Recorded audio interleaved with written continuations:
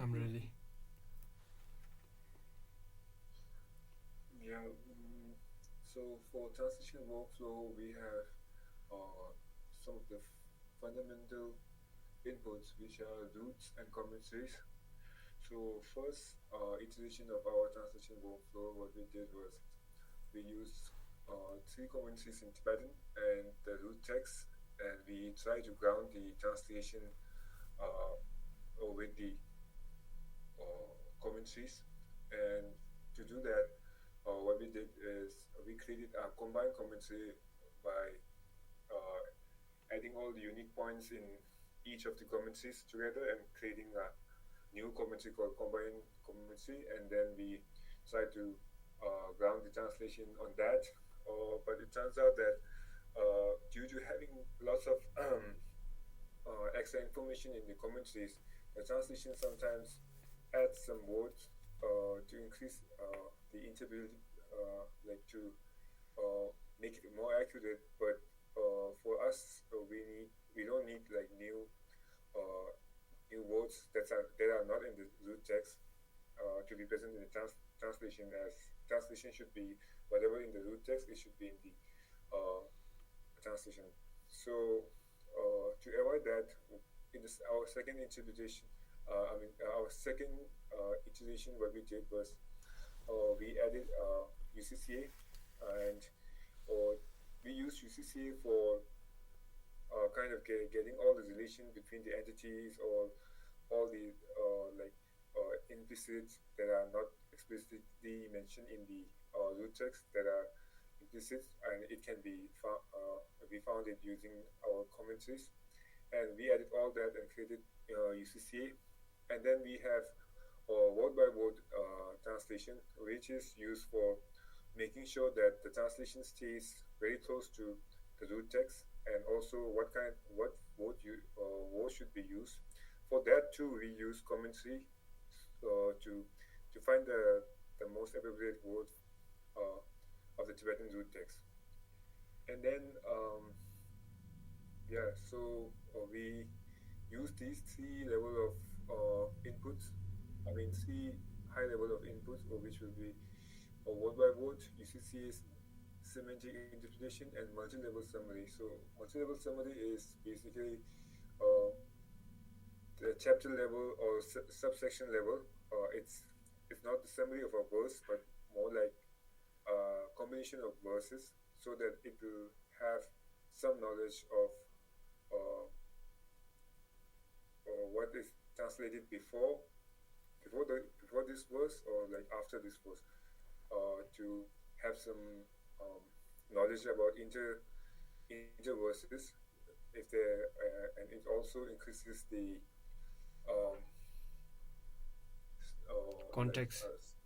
yeah, context. And the glossary will also be similar, because we have all the context of the above text. And we added all that to our translation workflow. And the translation workflow will consist of uh, in AI, uh, an LLM that has a prompt, and it will take all the inputs and it will produce the desired output. For us, it's standard translation, standard glossary, and plain English translation, or easy to read, which will be very easy uh, version of our translation that can be understood by any level.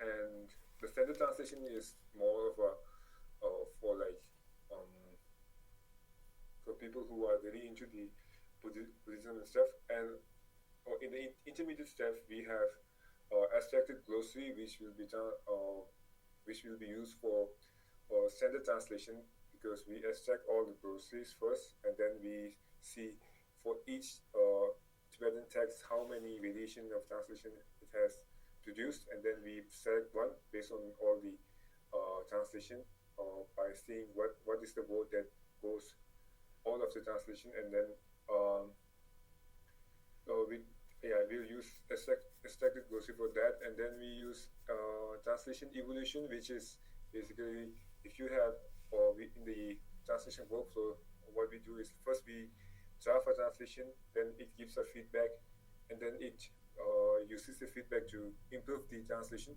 and that circle goes around for like 3 times uh, until a criteria is met, and that evolution is stored here, and the feedbacks are the feedbacks given to the each iteration of translation, and that's it. And this will be another input for each translation workflow. We need a prompt.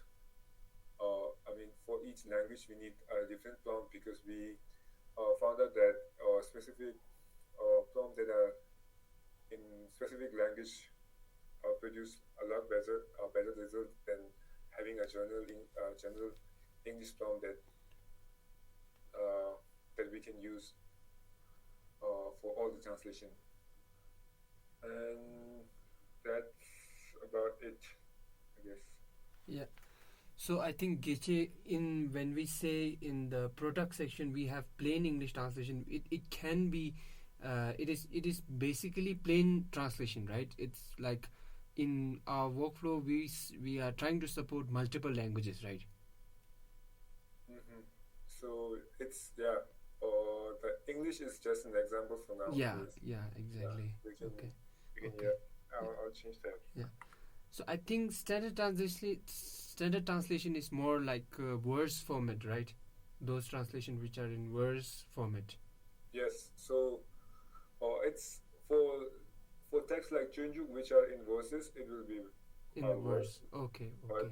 for other texts that are not in Verse. verses, it will be uh, like not a in more. It's like direct translation, less like interpretation of the Okay, okay, okay, those texts. Yes. okay, okay, okay. Cool. Yeah.